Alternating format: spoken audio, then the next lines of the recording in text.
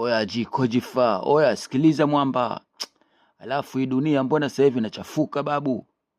Kila kona naona watu weusi wingi sasa hivi, wingi mashoga, mabaradhuli. Yaani hii dunia imeingia na kitu gani kichafu yani? Yaani ni ajenda kubwa sana, na sasa hivi Tanzania na kule Zanzibar na sasa hivi kumekuwa kuchafu zaidi. Naona mijitu sijui natoka wapi, ajabu ajabu inatembea barabarani, yani inajiregeza mwili, yani ile. Sasa ile ni tabia mbaya, kwa sababu watoto vijana wanakuwa wanaona ile tabia, ushanisoma, na wao wanaiga mambo ya muziki hiyo, kuinamisha sijui makalio, kukatika katika. Hizi ni tabia za kishenzi ambazo zimekuja lini Zanzibar hizi?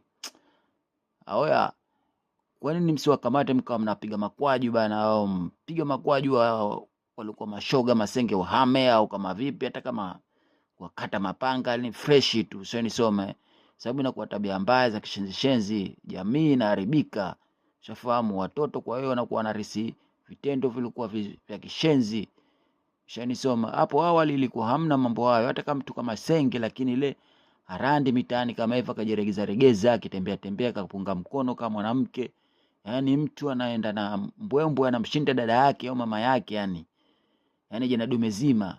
Yaani sasa hivi jana wingi sasa raha sauti labda waziregeze, mambo ya kishenzi, mambo ya kike walikuwa nayo sijui. Yaani sasa hivi kumekuwa chafu kweli yani Tanzania Zanzibar ni. Yaani tabia hii tizamwe, vinginevyo kizazi kitaharibika. Yaani ile iko iangamizi hasa, yani kitendo hichi kinokuja sasa hivi, miaka sasa hivi, jana wa sasa hivi. Na wengine wanakuwa sijui wanatoka nchi gani, sijui wanaivamia Zanzibar, nisome. Kwa hiyo nakuelewa mambo tofauti, yani sasa mila, tabia ni tofauti. Yani ushoga sasa hivi unaonekana jambo la kawaida tu, yani kama chipsi kuku tu, yani ile, yani watu hawashangai wala hata hawakereki mitaani humo wazee.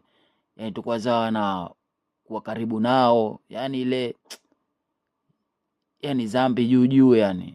Oya Zanzibar, nyinyi washikaji mnakaa nao mabaradhuli, wapigeni makwaju katikani mashikio. Sasa mwizi akaiba kidogo tu kaanga, akaiba kuku tu, au achukue labda kitenge tu, mnampiga mawe mpaka mnamuua. Sasa huyo anaharibu taifa, anaharibu watoto na vizazi vya baadaye. Vipi mnamwachia?